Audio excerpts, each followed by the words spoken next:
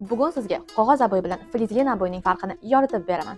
Bu ko'rib turgan aboylar 100% qog'ozdan tayyorlangan aboy bo'lib, o'zi qalin ko'ringani bilan, lekin oson shikastlanadi. O'zi oppoq flizlinga o'xshab ko'ringani bilan, aslida bu qog'oz, bu namlikka chidamsiz va buni orqasiga yelim surish kerak. Buni yopishtirish va tekislash biroz qiyinroq. Ekologik, toza, lekin qisqa muddatga xizmat qiladi. Narxi ham arzon, chunki past sifatli xom ashyodan tayyorlanadi. Tezda rangini yo'qotadi. Quyoshda esa oqaradi, yuvganda va artganda shikastlanadi.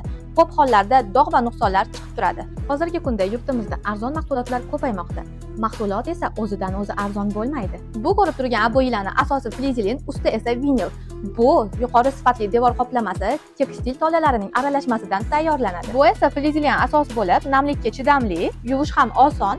Buni yopishtirishda yelim faqat devorga surtiladi. Bu esa ishni yana ham oson qiladi. Devordagi kichik nuqsonlarni berkitadi, tekis qoplaydi. Narxi qimmatroq, chunki sifatli PVX dan tayyorlanadi. Tanlov o'z qo'lingizda. Sifat yoki narx.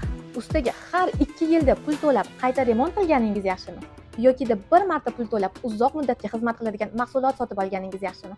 Gap faqat pul haqida emas. Remont uchun ketgan asablar va vaqt, unga achinmaysizmi?